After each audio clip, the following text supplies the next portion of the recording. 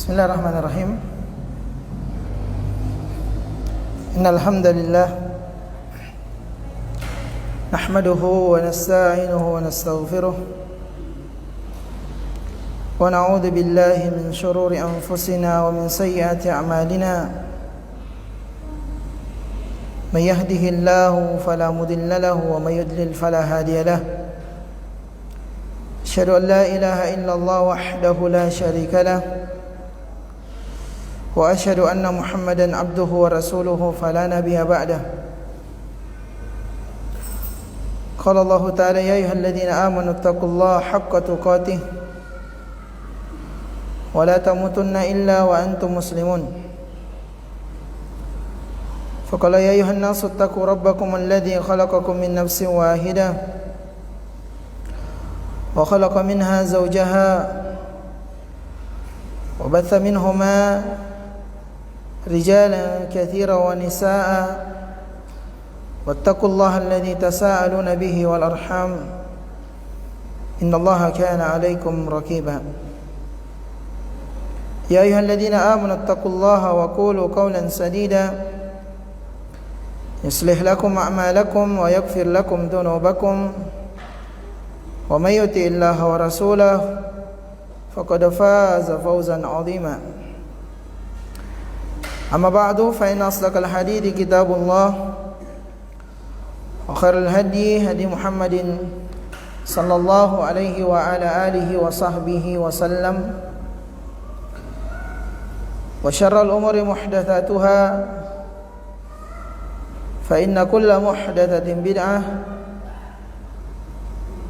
وكل بدعة ضلالة فإن كل ضلالة في النار. Ikhwati wa akhwati fid din rahimani Allah wa iyyakum. Assalamualaikum warahmatullahi wabarakatuh. Alhamdulillah, begitu banyak nikmat Allah Subhanahu wa taala yang Allah berikan serta curahkan kepada kita sekalian, sehingga menuntut kita untuk senantiasa bersyukur dengan memujinya dan mengaplikasikan nikmat tersebut dalam rangka mentaatinya. Dan tidak ada jalan yang paling utama serta cara terbaik untuk beribadah serta mentaati Allah Subhanahu wa taala kecuali dengan ilmu. Dan di antara hal yang disyariatkan dari bentuk-bentuk ketaatan kepada Allah Subhanahu wa taala adalah ibadah yang agung yang akan menghampiri dan mendatangi kita di bulan Ramadan, yakni ibadah puasa, as-siyam. Sehingga untuk bisa menyempurnakan ketaatan melalui ibadah puasa tersebut, semua yang tadi kita singgung, yaitu dengan senantiasa memiliki ilmu yang berkaitan tentang ibadah itu sendiri, khususnya ibadah puasa. Ikhwani wa akhwati fid din rahimani Allah wa iyyakum. Ini merupakan pertemuan kita yang ketiga atau bagian yang ketiga dari pembahasan kita bekal menyambut dan meraih Ramadan penuh berkah. Di pertemuan yang telah berlalu, pertemuan bagian yang pertama serta pertemuan bagian yang kedua, kita telah sebutkan beberapa pelajaran ayat hingga pada pelajaran yang ke-13 ya, yaitu pelajaran yang ke-13, golongan orang yang diberikan keringanan untuk tidak berpuasa. Taib. Di pertemuan kali ini kita akan menyebutkan beberapa pelajaran. Di antaranya adalah pelajaran yang ke-15. Pelajaran yang ke-15 yaitu hal-hal yang membatalkan puasa. Iya. Hal-hal yang membatalkan puasa. Nah, dan di dalam pembahasan ini, di pelajaran yang ke-15 ini, kita bagi menjadi beberapa poin. A. Pembatal puasa. Supaya lebih bagus poin-poinnya ya. Jadi pelajaran yang ke-15 judulnya hal-hal yang membatalkan puasa. A. Pembatal puasa. Taib. Semuanya yang dipahami dan telah disepakati oleh para ulama bahwasanya wajib atas orang yang sedang berpuasa untuk menahan dirinya dari hal-hal tertentu yang ditetapkan oleh syariat pada waktu tertentu dengan orang-orang tertentu. Iya. Semuanya definisi puasa, menahan diri dari makan, minum, dan jima. Dan di sana diperselisihkan oleh para ulama dari hal-hal yang selain itu. Iya. Nah, olehnya itu kita bagi beberapa poin dalam pembahasan ini. Baik. Pembatal puasa yang pertama adalah jima. Iya. Dan ini adalah perkara yang ma'ruf, perkara yang jelas. Dan ini di antara pembatal puasa yang mendatangkan bukan hanya qada, juga kafarat. Iya. Allah Subhanahu wa taala berfirman di dalam Quran surah Al-Baqarah di ayat ke-187, A'udzu billahi as-sami'il 'alim minasyaitonir rajim. Uhilla lakum lailatas siyamir rafathu ila nisaikum hunna libasul lakum wa antum libasul lahun. Alimallahu annakum kuntum takhtanuna anfusakum fataba alaikum wa afa ankum fal'ana bashiruhunna wabtagu ma kataballahu lakum wa kulu washrabu hatta yatabayyana lakumul khaytul abyadu minal khaytil aswadi minal fajr thumma atimmus siyama ilal lail. Kata Allah, dan dihalalkan atas kalian istri-istri kalian, maksudnya dicampuri, dijima, berhubungan badan, yaitu di malam hari bulan Ramadan. Iya. Karena istri itu adalah pakaian bagi kalian dan kalian adalah pakaian atas mereka. Ini ada faedah tambahan ya. Di dalam ayat ini bahwasanya seorang istri itu pakaian dari seorang suaminya dan suami itu pakaian untuk istrinya. Demikianlah Allah Subhanahu wa taala tetapkan seorang yang telah berkeluarga, seorang yang telah berpasangan suami istri, pasutri, pasangan suami istri itu masing-masing saling menyempurnakan dan saling melengkapi antara satu dengan yang lainnya. Baik. Allah Subhanahu wa taala mengetahui bahwasanya kalian ada di antara kalian yang tidak dapat menahan nafsunya. Karena itu Allah Subhanahu wa taala mengampuni kalian dan memberi maaf atas kalian. Iya.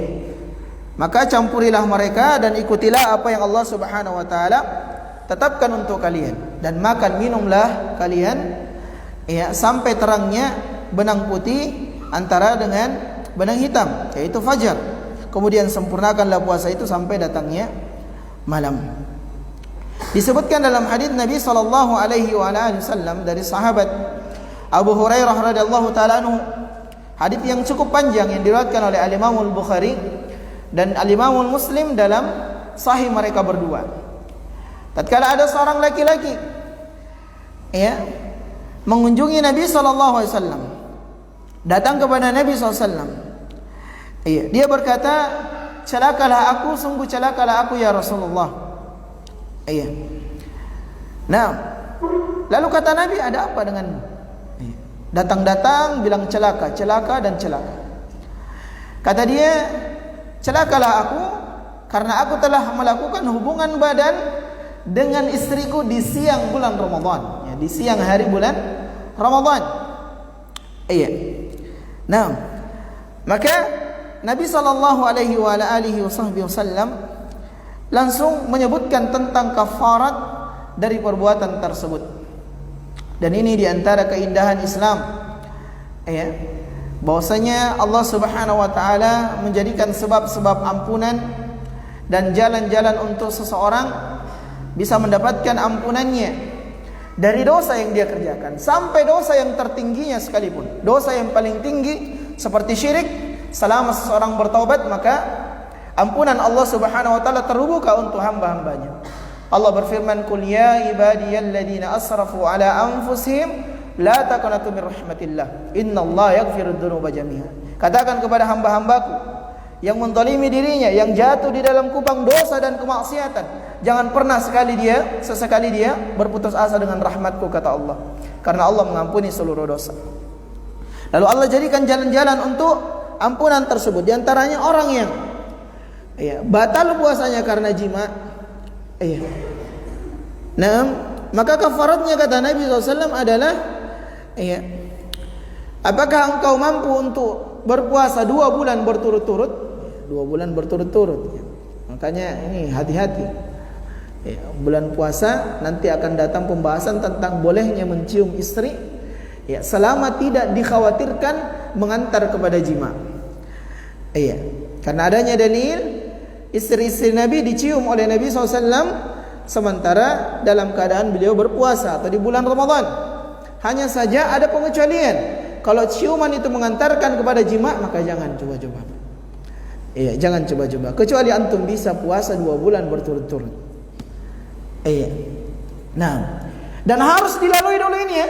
Jangan langsung pilihan yang ketiga. Kan di sana ada 3 pilihan.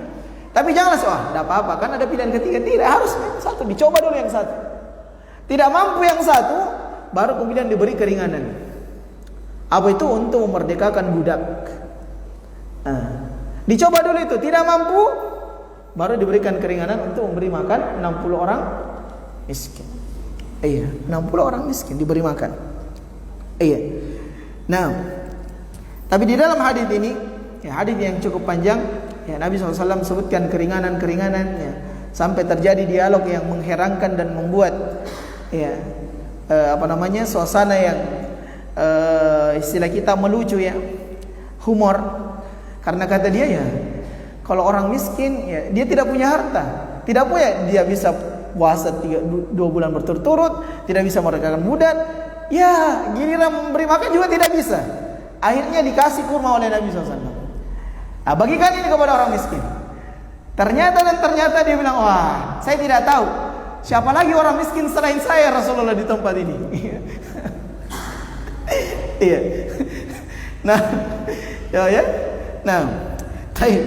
Akhirnya kata Nabi SAW, tiha, berikan itu kepada li ahlik, untuk keluargamu. Jadi masya Allah, ini keringanan dalam Islam. Betapa luasnya rahmat Allah, kelemah lembutan, selalu dikasih jalan keluar. Tidak bisa orang langsung dicap, langsung tidak ada jalan. Subhanallah, itu bukan Islam.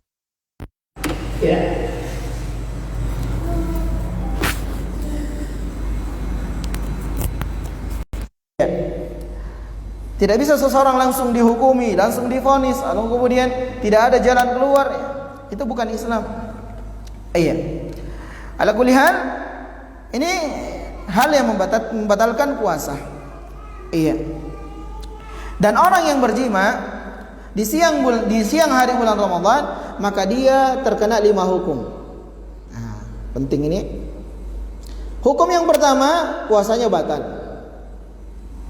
Hukum yang kedua, dia terjatuh dalam dosa. Hukum yang ketiga, sekalipun sudah jima, dia tetap harus menahan makan dan minum. Jangan bilang, wah sudah mentang-mentang batal, cambuk palako, cambuk sirup di hati, tidak. Nah, tetap dia tahan dirinya dari makan dan minum sampai buka puasa tiba. Nah, yang keempat hukumnya membayar kafarat. Yang kelima qadha. Tetap disuruh qadha. Ini yang paling beratnya. Makanya kita dahulukan ini pembatal puasa ini. Karena ada 5 hukum, yang harus atau yang didapatkan dari orang yang batal puasanya disebabkan karena berjima di siang hari bulan Ramadan. Sekarang ada pertanyaan mungkin, iya, kalau berjima apakah dua-duanya membayar kafarah? Ini mungkin pertanyaannya ummahat.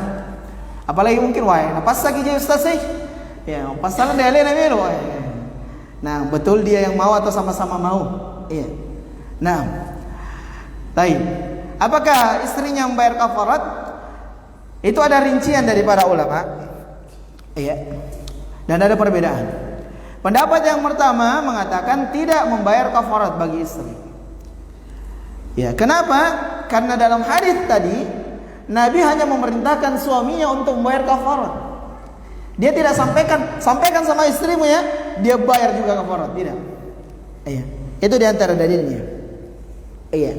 Baik. Yang kedua, istri bisa menjadi wajib membayar kafarat apabila istri sejatinya ya malu-malu tapi mau. Iya. Artinya ternyata dia juga menyetujui ya apa yang diinginkan oleh suaminya yang sudah ditetapkan dalam syariat. Hal itu adalah pelanggaran di siang hari bulan Ramadan.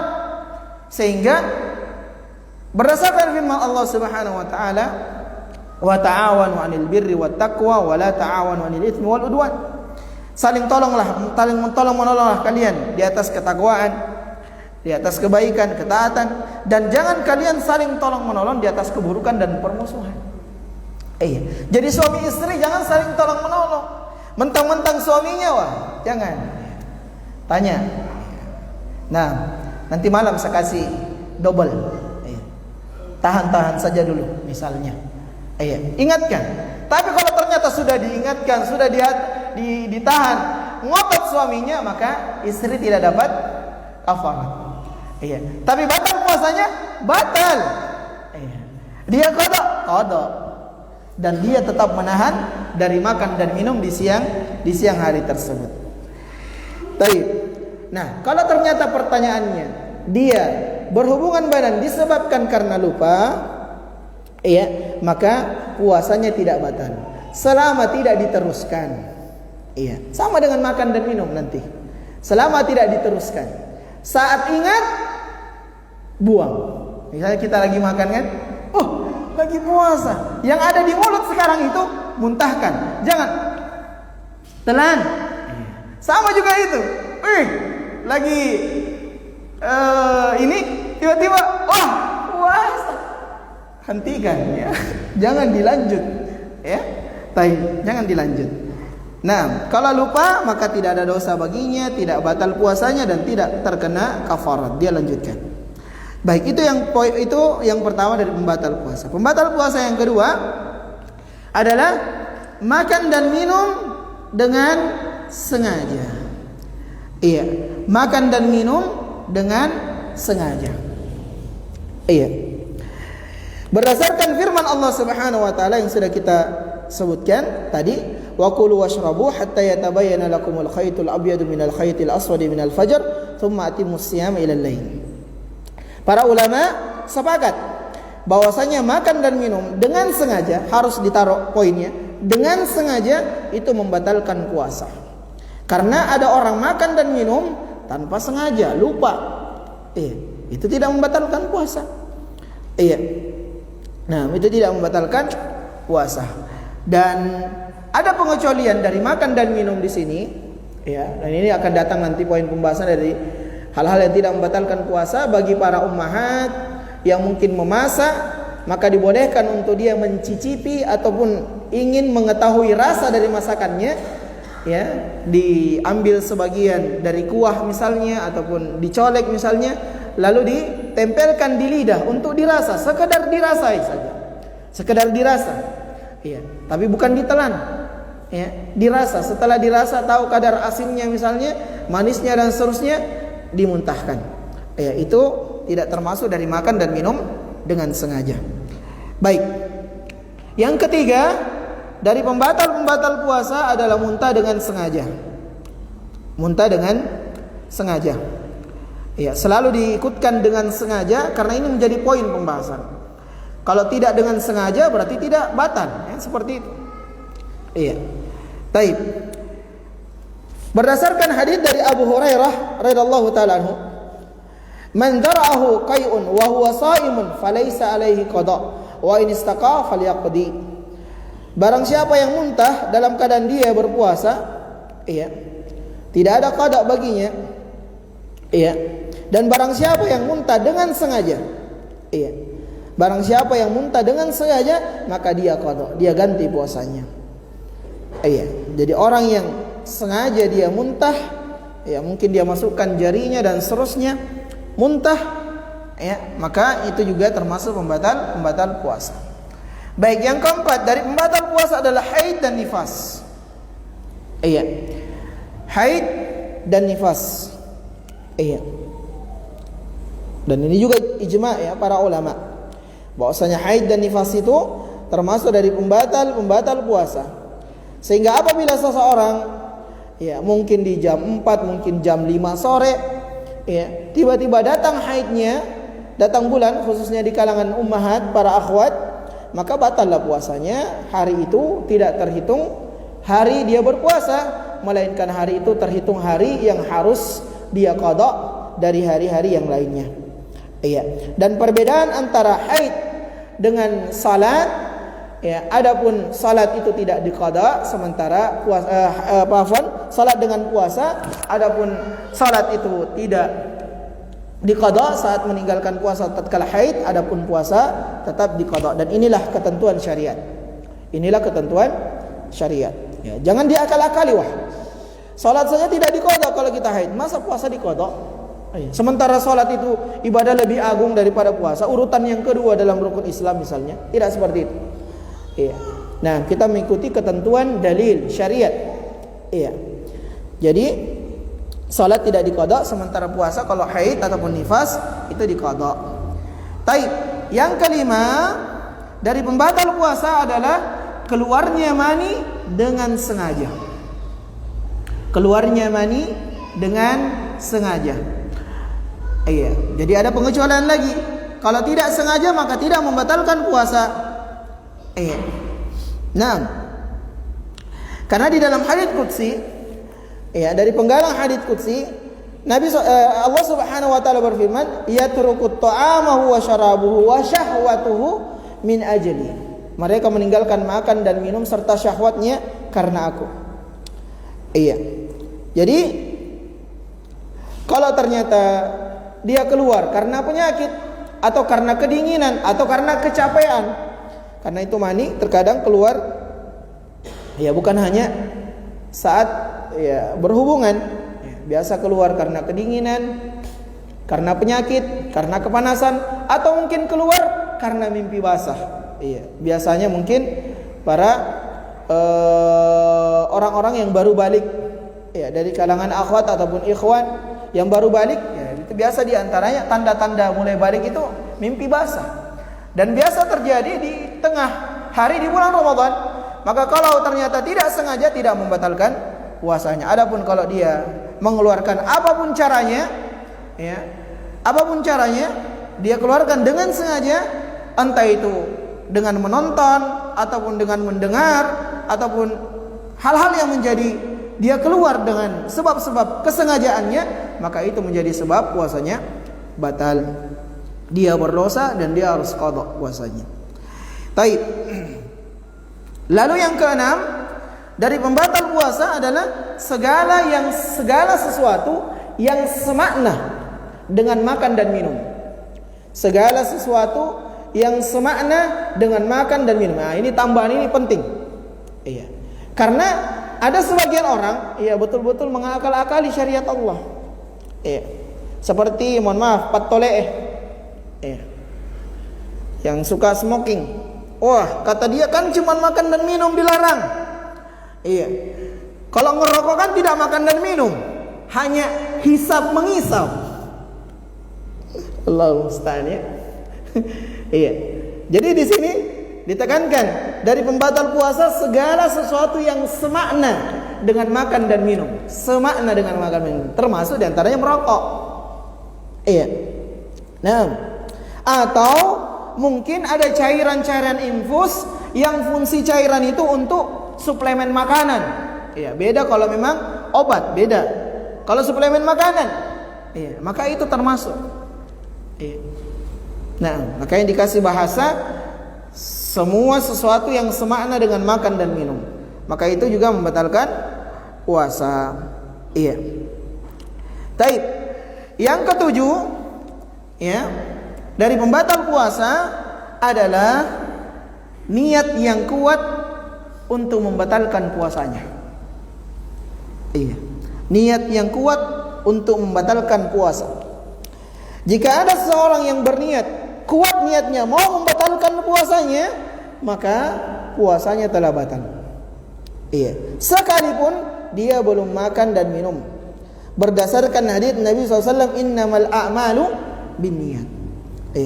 Semuanya amalan itu tergantung dari niatnya. Taib. Jadi hati-hati. Hati-hati, apalagi di bulan puasa itu bulan yang memang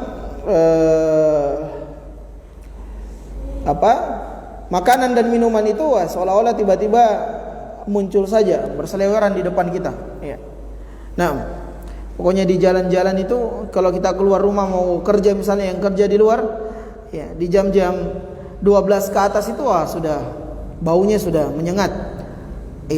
Belum lagi kalau berangkat ke pasar, khususnya yang berdagang di pasar, sudah makanan, minuman semua ada di sana. Dan itu menggiurkan. Baik, yang terakhir dari pembatal puasa adalah murtad dari agama Islam. Murtad dari agama Islam. Siapa yang murtad maka batallah puasanya, bahkan batallah keislamannya. Berdasarkan firman Allah, la in asyrakta la yahbatanna 'amaluk wa la takunanna minal khasirin. Jika kalian menyekutukan Allah, maka niscaya amalan-amalan kalian akan terhapus. Dan ini hal yang paling penting sebelum seorang memasuki bulan Ramadan, secara khusus itu hendaknya betul-betul membersihkan dirinya dari hal-hal yang berbaur dengan kesyirikan, syirik besar maupun syirik kecil. Syirik besar maupun syirik kecil, karena hal itu bisa membatalkan amalannya atau menjadi sebab-sebab amalan-amalannya, amalia-amalia yang dia kerjakan di bulan Ramadan itu tidak bermanfaat. Taib. Itu poin A. Poin A. Baik, sekarang poin B, ada syarat pembatal puasa. Kapan dari pembatal puasa itu bisa membatalkan puasa? Yaitu apabila terpenuhi syarat-syarat. Terpenuhi syarat-syarat. Syarat yang pertama, dia mengetahui hukum. Dia mengetahui hukum bahwa itu adalah pembatal puasa. Nah, adapun orang yang belum tahu hukum, maka tidak serta-merta puasanya batal. Nah, syarat yang kedua, dalam keadaan dia ingat, tidak lupa. Ini tadi sering kita tekankan. Dalam keadaan dia ingat, sadar, tidak lupa, maka batal puasanya. Adapun kalau dia lupa, tidak batal puasanya. Dari pembatal tadi. Nah, jadi hal ini harus diperhatikan. Syarat ini harus diperhatikan dan terpenuhi. Baik. Lalu pelajaran yang selanjutnya, pelajaran yang keberapa? Pelajaran yang ke-15. 16. Pelajaran yang ke-16 adalah perkara-perkara yang tidak membatalkan puasa atau hal-hal yang tidak membatalkan puasa. Hal-hal yang tidak membatalkan puasa.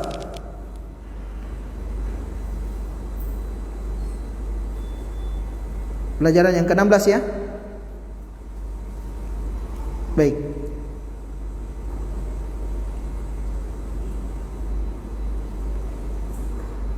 Sebentar.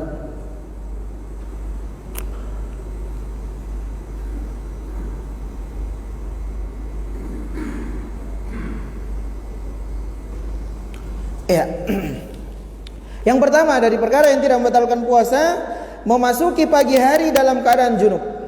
Ini sering terjadi, atau pasti dijumpai di beberapa keadaan oleh seorang yang telah berkeluarga. yaitu memasuki pagi hari dalam keadaan junub. Iya. Nah, bisa jadi dia mungkin bangun di jam 4. Ya, setelah dia sholat tahajud, ya sholat sunnah atau baca Quran. Ya. Lalu mungkin dia sahur sembari dia menunggu sholat subuh, ternyata ketiduran. Sebelum itu dia sahur, masih ada waktu. Wah, masih bisa dicidda ini. Iya. Nah, sebelum azan, ternyata dia pergi masjid dah. Ya, bahasa kita ya. Ini yang dengar streaming mungkin di luar dari Pinrang ya. Mungkin tidak mengerti apa itu masjid dah ya. Jadi masjid dah. Ya. Ternyata ya biasanya ya sama-sama yang sudah berkeluarga. Ini yang jomblo tetap telinga dulu ini, yang jomblo. Baik. Biasanya ya, kalau sudah masjidah terus sudah melakukan hubungan, biasa kan capek. Apalagi kalau sudah makan, wah, bertambah capeknya. Ketiduran. Bangunnya sudah azan. Iya. Masih keadaan junub. Iya. Maka hal itu tidak membatalkan atau tidak menghalangi untuk dia meneruskan puasanya. Segera dia mandi, lalu dia mengerjakan salat dan dia tahan dirinya dari pembatal-pembatal puasa hingga berbuka. Itu satu. Iya. Berdasarkan hadisnya belum kita sebutkan ya. Berdasarkan hadis dari Aisyah dan Ummu Salamah radhiyallahu taala anha, kana Rasulullah sallam la yusbihu junuban min jima'in ghairi ihtilamin fi Ramadan thumma yasum. Adalah Nabi SAW pernah mendapati fajar dalam keadaan junub, belum mandi. Iya, dan Nabi SAW meneruskan puasanya. Iya, tetap berpuasa. Jadi penting kita sedikit dulu ya. Sedikit. Sebenarnya dari tadi harusnya disebutkan. Di dalam membahas agama, bahasa-bahasa yang seperti ini jangan dianggap tabu ya. Jangan dianggap, wah ini Ustadz kok porno dan seterusnya. Tidak ya. Tidak. Seperti itu. Ini disebutkan hadisnya seperti itu. Nabi SAW pernah mendapati fajar dalam keadaan junub setelah berhubungan badan dengan istrinya. Itu hadisnya seperti itu. Jadi untuk pembahasan agama tidak ada kata malu. Makanya Aisyah memuji para wanita kaum Ansar. Kenapa? Karena al-haya, rasa malunya tidak menahan dirinya untuk bertanya tentang perihal agama mereka. Iya. Untuk agama jangan ada malu. Karena malu untuk perkara agama itu malu bukan pada tempatnya. Alias malu tercela. Iya. Karena sekarang orang terbalik-balik. Iya. Harusnya dia malu, dia tidak malu. Harusnya tidak malu, malah malu. Iya. Taib. Yang kedua, dari hal yang tidak membatalkan puasa adalah, ya tadi sudah kita singgung, berciuman. Ya. Bagi pasutri selama aman dari pengantar keluarnya mani tadi, jima. Iya, selama aman. Mungkin ya dicium di keningnya saja ya. Atau kalau misalnya laket tamatu meloi menyium misalnya, mencium, ya sudah, kasih saja telinganya ya para ummahat. Iya. Nah, iya najolo talai. Ya, matu pilengnya. Kan seperti itu. Iya. Jangan dulu yang lain-lain, bahaya kalau yang lain-lain. Ya cukup paling maksimal kening. Iya. Paling maksimal kasih kening. Iya najolo talai, lindro najolo talai, lindro. Ale ya lindroy. Iya. Nah, taib. Karena bahaya, kalau selebih dari itu bahaya. Dalilnya adalah hadis dari Aisyah, Masya Allah ya. Semua dari hadis, banyaknya hadis ya yang bersumber dari hadis Aisyah radhiyallahu taala berkaitan tentang rumah tangga, urusan yang ada di dalam rumah.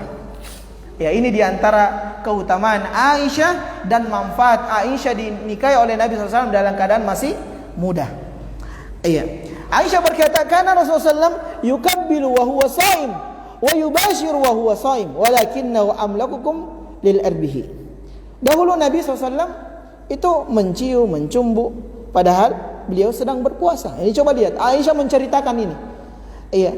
Untuk apa? Untuk pelajaran. Iya. Kalau kita mau sayang-sayang, mau cium-cium istri atau istri mau cium-cium suaminya, ya, sebagai penyemangat mungkin, wah dilihat suaminya lagi, wah mati kolak dah jari pun puasa atau ni kasih macam atau ni, ya cium-cium lah keningnya, cium-cium ya telinganya, tapi jangan lebih dari itu, ya jangan lebih dari itu. Berdasarkan hadis Aisyah, dan itu termasuk dari perbuatan yang dilakukan oleh Nabi. Diharapkan kalau kita mencontohinya itu menghidupkan sunnah Nabi sallallahu alaihi wasallam. Iya, selama itu tadi, selama tidak mengantar ya kepada menyalurkan syahwatnya.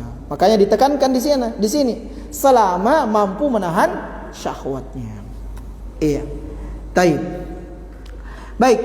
Lalu yang ketiga dari hal-hal yang dibolehkan di dalam berpuasa adalah mandi. Iya. Dan yang semakna dengannya, walaupun di siang bolong. Iya. Nah, banyak sekali tersebar, masih ingat waktu kita di SMP atau mungkin sudah SMA bahkan, sering kita saling menghujat antara satu, jangan mandi siang hari, makruh. Nah, bukan makruh malah batal kalau mandi sambil minum. Kalau sekadar mandi saja tidak makruh, tidak batal. Boleh. Bahkan di siang bolong kalau panas mandi. Pergi menyelam, pergi berenang misalnya. Yang salah kalau mandi sambil minum air atau menyelam sambil minum air. Nah, itu membatalkan puasa. Iya. Nah, jadi untuk mendinginkan badan maka boleh. Iya, hadisnya adalah hadis yang datang dari Abu Bakar bin Abdurrahman dan dari beberapa sahabat Nabi SAW. Laqad ra'aitu Rasulullah sallallahu alaihi wasallam bil arji yasubbu ala ra'sihi al-ma' wa huwa sha'imun min al-'atash aw min al-har. Kami para sahabat adalah kami melihat Nabi SAW terkadang mengguyurkan air ke atas kepala beliau dalam keadaan beliau berpuasa. Entah itu karena kepanasan ya, atau karena kehausan. Jadi memang karena itu sebabnya ya. Kalau kita haus sekali atau mungkin begitu panas harinya ya, maka boleh kita mandi. Ya, boleh kita mandi. Nah, baik, bahkan Al-Imam Al-Bukhari menulis dalam kitab sahihnya judul khusus tentang bab itu. Baik. Yang keempat dari hal yang tidak membatalkan puasa adalah berkumur-kumur dan memasukkan air ke hidung selama tidak berlebih-lebihan. Iya. Sebagaimana perintah Nabi ya untuk berwudu ya, untuk berkumur-kumur atau beristinsyak ya. Tapi jangan berlebih-lebihan, khususnya pada saat keadaan seorang itu berpuasa. Wa balik fil istinsyaq illa an takunu shaiman. Kata Nabi, bersungguh-sungguhlah dalam beristinsyak, maksudnya memasukkan hidung dan mengeluarkan, memasukkan air ke hidung dan mengeluarkannya. Berkumur-kumur itu satu paket. Ya, kecuali dalam keadaan kalian berpuasa. Maka pada saat berpuasa jangan, karena ditakutkan ya hidung ini kan satu jalur dengan mulut dan jalurnya ujungnya ke sini. Ya. Dan yang menjadi pembatal puasa makan dan minum itu ini diantara ininya, tolak ukurnya ini. Kalau sudah masuk ke sini, sudah berarti sudah terhukumi makan dan minum. Baik. Baik. Yang kelima adalah mencicipi makanan. Iya. Untuk kebutuhan selama tidak masuk ke dalam tenggorokan. Tadi sudah kita singgung ini. Soalnya hadis dari Ibnu Abbas, la ba'sa ayyadhuqal khalla aw syai'an ma lam yadkhulul khalqa wa huwa sha'im. Tidak mengapa apabila ada seorang mencicipi makanan ataupun minuman ya selama tidak masuk ke dalam tenggorokannya. Ya, dalam keadaan dia berpuasa. Iya, jadi ada hajat, ada keperluan. Adapun kalau tidak ada hajat jangan, ya tidak usah. Kalau kita sudah dari dulu masaknya, kalau takaran seperti ini sudah pas, tidak usah dicicipi. Jangan ambil kesempatan. Ya. Nah, jangan ambil kesempatan ya, kan boleh sedap. Ada lagi cicip lagi. Suami juga jangan begitu. Masalah apa Mi? Biasa pala kok coba cicipi. Ya, jangan sampai nanti terlalu bergaram. Ya, dia yang masuk. Masalah apa Mi? Biasa sirup. Ya sudah ditahu rasanya, kadarnya. Ada pergi lagi cicipi, tidak usah. Tapi kalau ada hajat maka boleh. Iya. Makanya kalau iseng-iseng saja jangan. Ya, jangan. Baik. Yang ke-6 dari perkara yang tidak membatalkan puasa adalah berbekam. Selama tidak mengkhawatirkan kondisinya lemah saat dia selesai berbekam. Iya. Nah, karena hadis yang melarang berbekam itu kalaupun sahih kata para ulama, kalaupun sahih karena sebagian ulama mendhaifkannya, melemahkannya, kalaupun sahih itu diistilahkan dihapuskan dengan hadis yang datang belakangan, yaitu hadis yang nanti kita sebutkan dari sahabat Ibnu Abbas, dari perkataan Ibnu Abbas radhiyallahu taala anhu. Dia mengatakan ihtijaman Nabi SAW wa huwa shaim, adalah Nabi berbekam sementara dia dalam keadaan berpuasa. Ya, selama itu tadi, selama berbekamnya tidak membuat dia lesu, letih, ya, lemah, yang akhirnya ya, tidak kuat untuk berpuasa, tidak kuat untuk melanjutkan puasanya. Baik, selanjutnya dari hal-hal yang tidak membatalkan puasa adalah bersiwak. Bersiwak. Ya, dan hal-hal yang semisal dengannya seperti sikat gigi.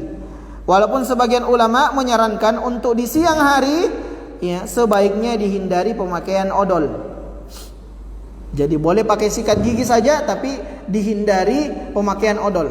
Sebagian lagi mengatakan ya tidak perlu dihindari. Iya. Adapun dalil mengatakan karena odol itu mungkin punya rasa, punya ini, ya sama dengan mencicipi makanan tadi. Iya. Selama tidak masuk ke dalam tenggorokan. Iya. Tapi kalau mau berhati-hati dan memang sebenarnya tidak ada hajat untuk pakai odol. Ya, karena biasanya setelah makan sahur, sebelum kita salat subuh, kita sudah pakai sikat gigi. Kalau mau pakai odol pada saat itu. Nanti pakai odol lagi kalau sudah berbuka puasa. Iya. Untuk di siang hari ya pakai siwak. Dan untuk masalah anjuran, ya betul-betul dianjurkan itu memang kita bersiwak. Iya. Siwak ini di dalam pembahasan fikih itu diberikan bab khusus oleh para ulama fikih. Ya, tentang siwak, tentang keutamaannya, tentang perkara-perkara yang dianjurkan untuk bersiwak. Iya. Dan seluruh ibadah-ibadah yang ada di bulan Ramadan itu, ya, ibadah-ibadah yang disyariatkan seorang untuk bersiwak, seperti misalnya setiap salat, setiap hendak wudu, setiap membaca Al-Qur'an. Kita tahu bulan Ramadan syahrul Qur'an, dan di antara keadaan seseorang disunahkan untuk bersiwak sebelum membaca Al-Qur'an. Iya. Makanya paling bagus siwak yang kayu itu bagus sekali. Iya. Nah, sama dengan celak juga tidak mengapa, atau tetes mata, tetes telinga, donor darah, ya, itu semua tidak membatalkan puasa. Baik, selanjutnya dari perkara yang tidak membatalkan puasa adalah menelan ludah. Iya, menelan ludah. Ini termasuk perkara yang tidak membatalkan puasa. Taib. Pelajaran yang selanjutnya 17.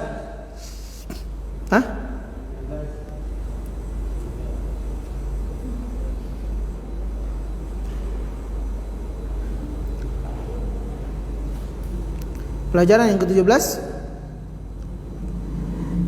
Baik, pelajaran yang ke-17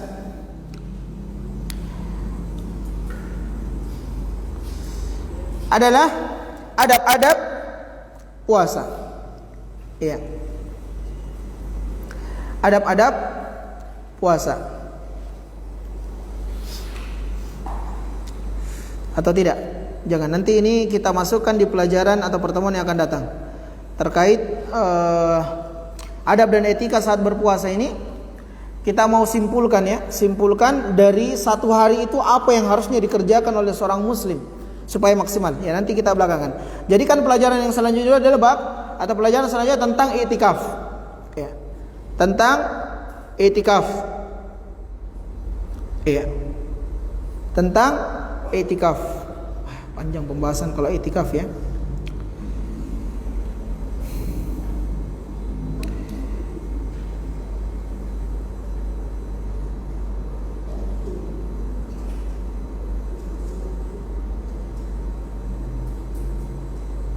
Soalnya waktu sisa setengah jam.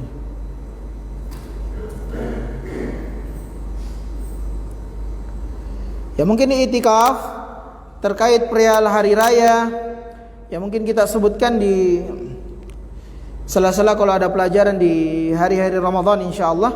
Karena ini pembahasan yang panjang pembahasannya. Sementara waktu kita setengah jam ya. Waktu kita di setiap pertemuan 1 jam 20 menit ya, paling lama. Baik, kita ambil pelajaran selanjutnya adalah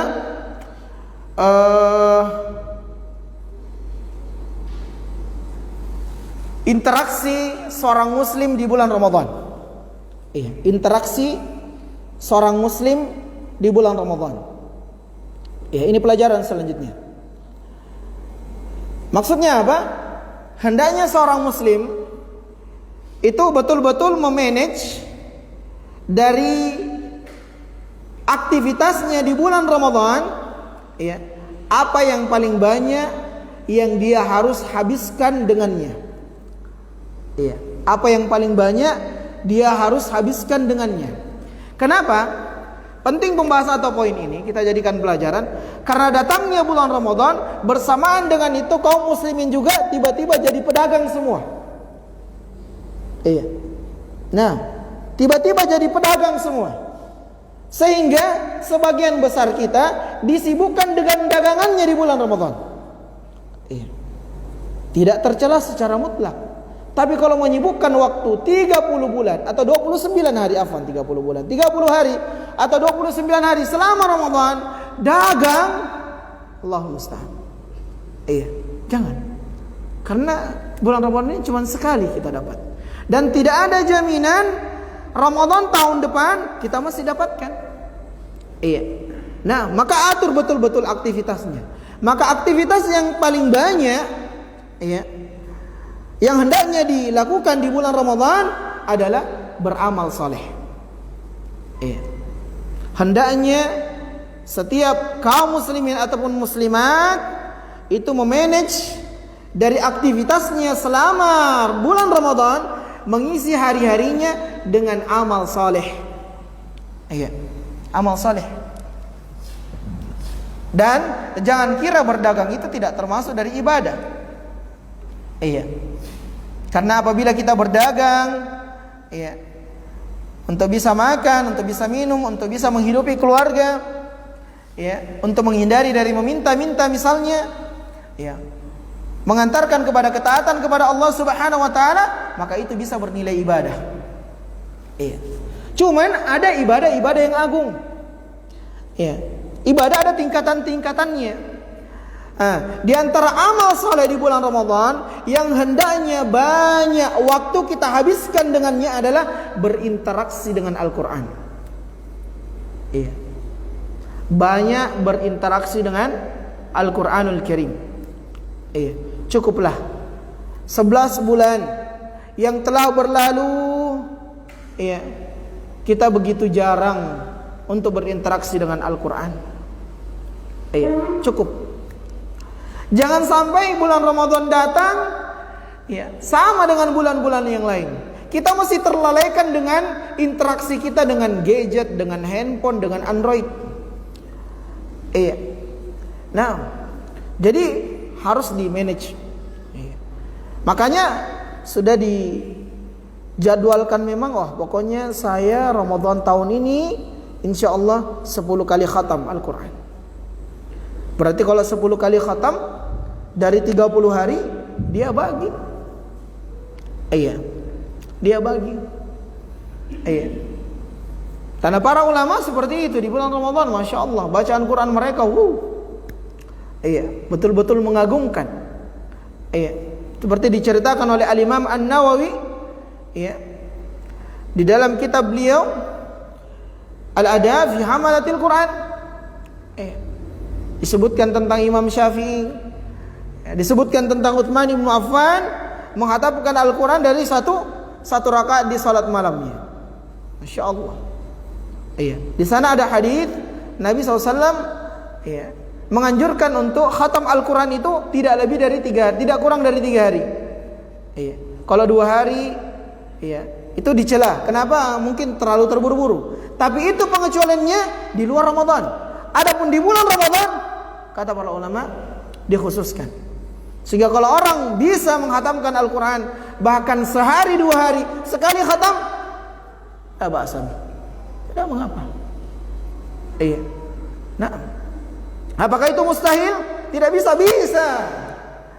Iya. Masa Telegram saja khatam, WhatsApp saja khatam, Instagram khatam, Facebook khatam, masa Al-Quran tidak khatam-khatam? Iya. Nah, harus khatam. Ya mungkin kita ambil paling minimalnya, ya, kalau saya standar minimal bulan Ramadan 3 kali khatam. Itu minimal ya. Jangan ambil yang penting 1 kali lah. Tidak, 3 kali lah. Minimal 3 kali. Iya. Berarti 10 hari khatam, 10 hari khatam, 10 hari khatam. Tapi tinggal dibagi. Dalam 10 hari itu kalau satu kali khatam 30 juz, berarti berapa juz satu hari? Pokoknya buat program memang sejak sekarang buat program. Khususnya berinteraksi dengan Al-Qur'anul Karim yang kita tahu bahwasanya Al-Qur'an ini diturunkan di bulan Ramadan. Bahkan julukan Ramadan adalah Syahrul Qur'an. Syahrul Qur'an. Dan berkaitan tentang interaksi dengan Al-Qur'an di bulan Ramadan, penting untuk kita ingatkan kembali tentang adab-adab di dalam membaca Al-Qur'an. Adab yang pertama tentu adalah ikhlas untuk mencari ridha Allah Subhanahu wa taala. Naam. Dalil yang begitu banyak berbicara tentang keikhlasan di dalam beramal. Di antaranya firman Allah, "Wa ma umiru illa liya'budullaha mukhlishina lahu-d-din hunafa." Dalam Quran surah Al-Bayyinah. Yang kedua adalah Al-Quran tidak sekedar dibaca tapi untuk diamalkan. Al-Quran tidak sekedar untuk dibaca tapi untuk diamalkan. Makanya ada waktu kita membaca tilawah istilah kita. Ada waktu kita membaca artinya, maknanya. Ada waktu kita membaca tafsir ringkasnya. Nah, karena goyah tujuan daripada Al-Quran dibaca itu untuk diamalkan, dipahami maknanya, ditahu kandungan-kandungannya, lalu kemudian diamalkan perintah dan larangan serta hukum-hukum yang ada di dalamnya. Itulah ahlul Quran. Itulah ahlul Quran. Yang ketiga, terus menerus di dalam membaca Al-Quran itu sendiri, dijaga. Makanya disebutkan bulan pendidikan oleh para ulama seperti apa yang dinukil oleh beberapa salafun saleh, seperti Amr bin Qais rahimahullah.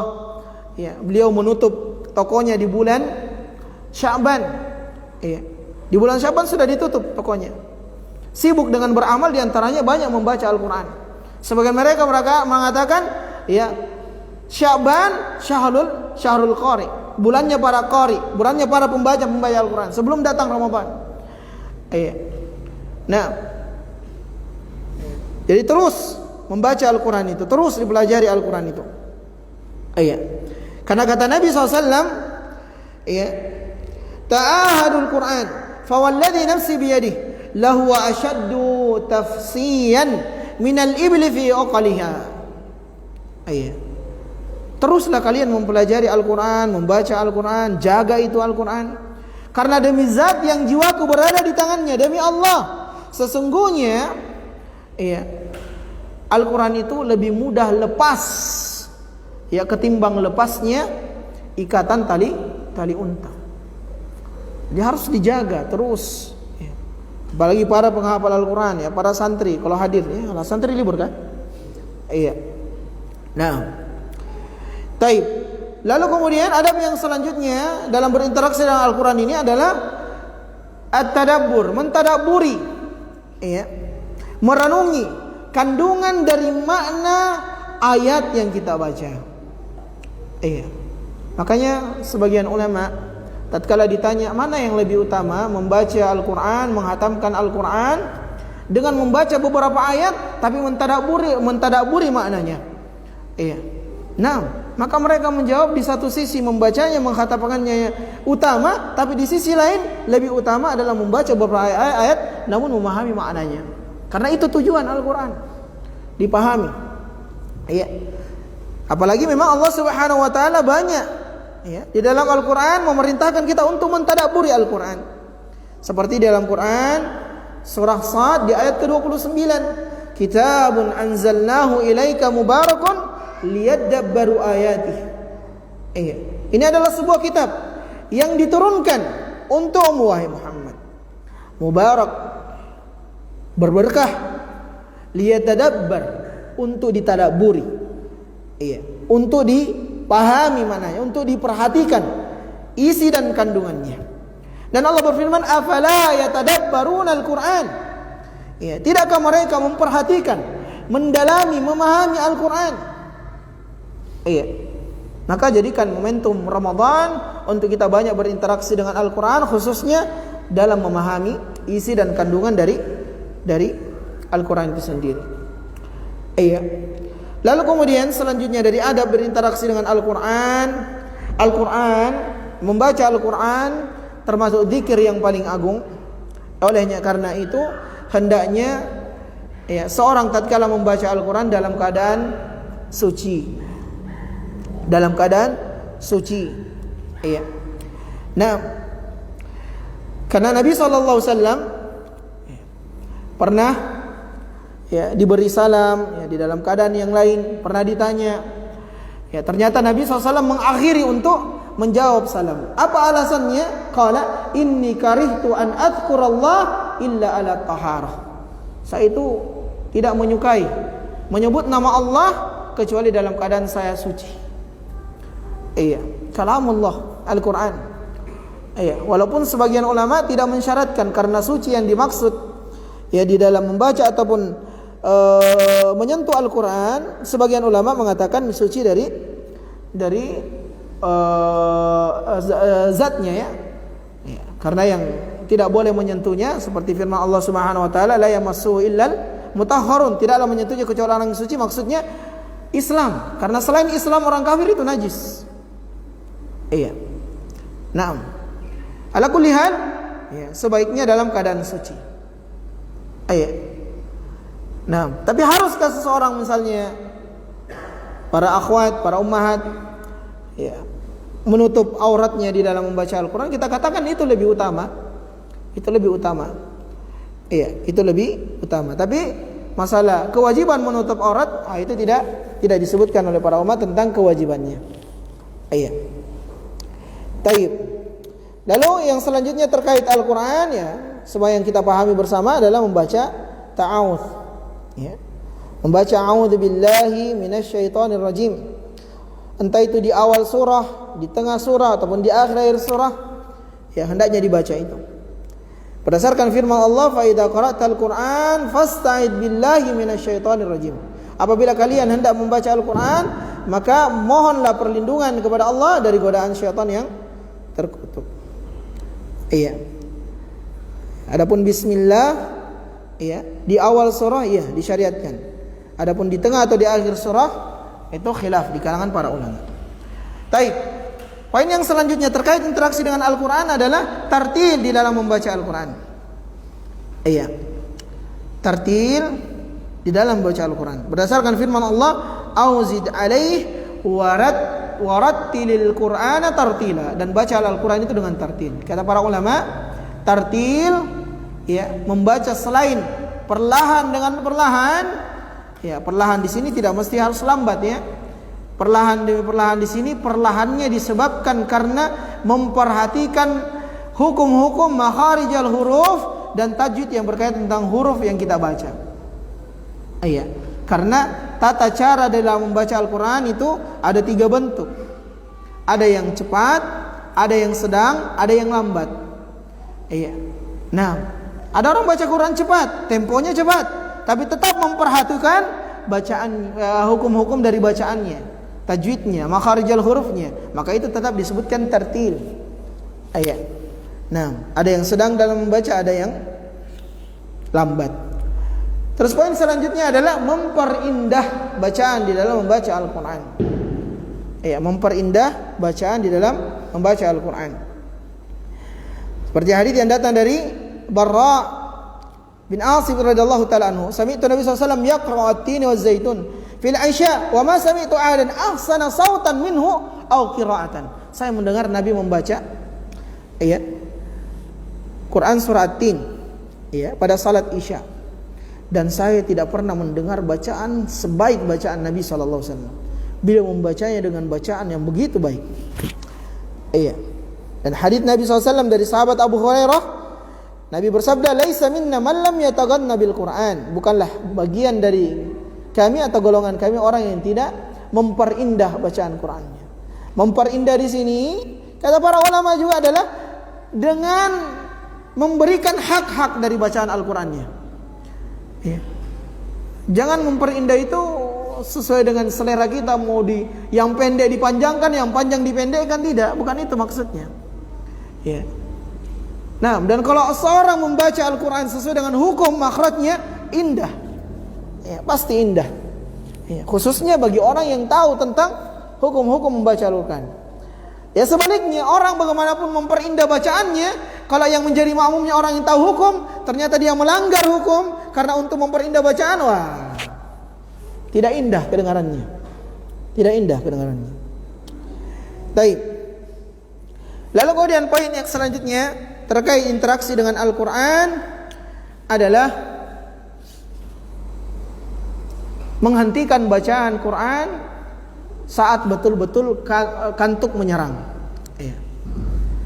Jadi kalau kita betul-betul mengantuk, karena biasanya kalau puasa itu ya memang walaupun dalam keadaan tertentu mungkin dilawan dengan pergi berwudu, ya. Seperti yang disyaratkan oleh Nabi, bergeser dari tempat duduk yang satu ke tempat duduk yang lain. Ya. Nah, atau mungkin jincit-jincit, ya. Tapi kalau betul-betul mengantuk, maka hentikan bacaan. Ini diantara adab di dalam membaca Al-Quran, hentikan bacaan.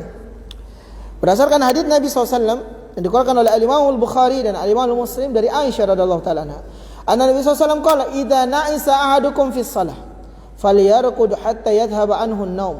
Fa inna ahadukum idza shalla wa huwa na'isun la'allahu yadhhabu yastaghfiru fa yasubbu nafsah."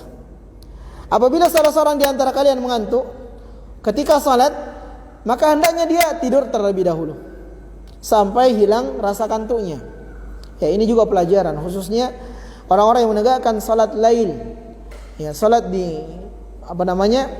di malam hari, khususnya di malam hari di bulan Ramadan, yang kita biasanya ya membaca surah-surah yang panjang.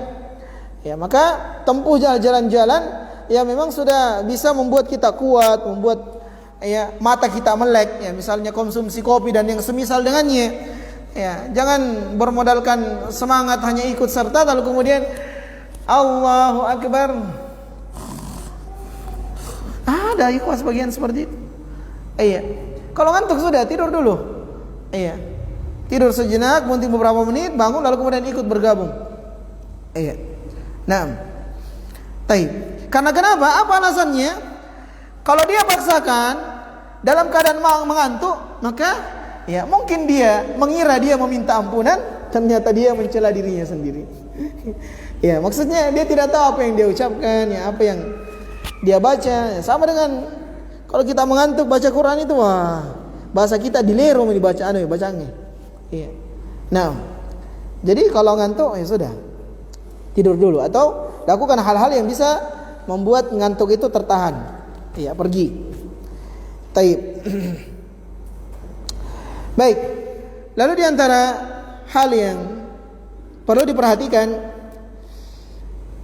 di dalam berinteraksi dengan Al-Quran, ya, atau adab, adalah dibolehkan seseorang membaca Al-Quran dalam keadaan dia berbaring. Ya, apalagi duduk ya. Ya, karena ini sebagian orang ya, dia kira mungkin kalau kecapean duduk, ya sudah dia langsung tutup subhanakallah wa bihamdika asyhadu an la ilaha illa anta astaghfiruka wa atubu ilaik misalnya. Dia baca doa kafaratul majelis. Iya. Nah, dan ini doa yang benar kalau mau dikatakan doa selesai membaca Al-Quran, bukan sadaqallahul azim, ya bukan. Iya. Nah, baca doa kafaratul majelis. Iya. Karena alasan mungkin capek duduk, dibolehkan seseorang membaca Al-Quran dalam keadaan baring. Iya. Itu disebutkan oleh Aisyah radhiyallahu taala anha. Nabi SAW berada di pangkuan Aisyah sementara Nabi berbaring di pangkuan Aisyah sementara Nabi membaca Al-Quran. Aisyah juga seperti itu. Iya. Dia membaca wirid-wirid, disebutkan oleh Al-Imam An-Nawawi dalam kitab yang tadi sudah kita sebutkan. Iya, Al-Adab fi al-Adab, Hamal at-Tibyan fi adab Hamalatil Quran. Itu disebutkan tentang bolehnya membaca Al-Quran saat keadaan berbaring. Ya, sehingga sama dengan waktu kita berinteraksi dengan HP. Wah, pokoknya duduk HP, berdiri dengan HP, baring juga dengan HP. Ya, maka harusnya Al-Quran juga seperti itu, khususnya di bulan Ramadan. Ya, berdasarkan firman Allah, alladzina yadhkurunallaha qiyaman wa qu'udan wa 'ala junubihim. Orang yang berzikir kepada Allah, tadi sudah kita singgung, membaca Al-Quran zikir yang paling agung. Ya, dalam keadaan berdiri, dalam keadaan duduk, dalam keadaan berbaring. Kalau capek duduk, ya, tidak ada alasan, baring. Ya, kalau orang sudah bisa membaca Al-Quran walaupun dalam keadaan baring, memungkinkan tidak untuk khatam? Ya, sangat memungkinkan. Apalagi alasannya? Ya, tidak khatam-khatam. Ya, makanya kalau bisa tidak ada hajat berinteraksi dengan handphone di bulan Ramadan, sudah talak dulu itu handphone. Ya, nanti rujuk setelah ya lewat Ramadan. Ya. Nah, baik. Kalau kita talak suami istri, talak satu, ya berapa masa iddahnya? 3 kali haid. Ya, berarti sama dengan 3 bulan kurang lebih, kan seperti itu. Ya. Kalau kita talak HP kan cuma 1 bulan. Jadi insya Allah masih bisa rujuk. Iya. Belum habis masa iddahnya boleh rujuk. Iya. Baik. Sedikit humor ya. Baik, ikhwani wa akhwati fiddin, rahimani wa rahimakumullah. Itu berkaitan tentang interaksi khusus ya dengan Al-Quran di bulan Ramadan. Nanti ada interaksi secara umum untuk mengisi waktu-waktu kita di bulan Ramadan. Insya Allah kita akan sebutkan di pertemuan yang akan datang, biar betul-betul bagaimana agar hari-hari yang kita lalui di bulan Ramadan itu betul-betul penuh dengan keberkahan, betul-betul ya bermakna, sehingga kita maksimal ya, diharapkan juga maksimal mendapatkan ganjaran dan pahala di sisi Allah Subhanahu wa taala. Baik, sebelum kita tutup ya di majelis yang mulia ini, lagi-lagi kita memohon doa kepada Allah Rabbul Alamin.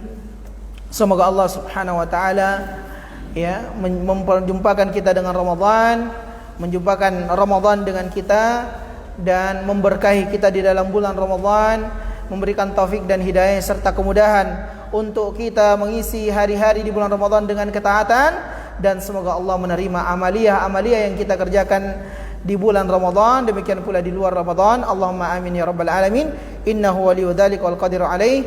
Wa sallallahu ala nabiyyina Muhammadin wa ala alihi wa sahbihi wasallam. Subhanakallahumma wa bihamdika asyhadu an la ilaha illa anta astaghfiruka wa atubu ilaik. Wa akhiru da'wana anil hamdulillahi rabbil alamin. Wassalamu alaikum warahmatullahi wabarakatuh.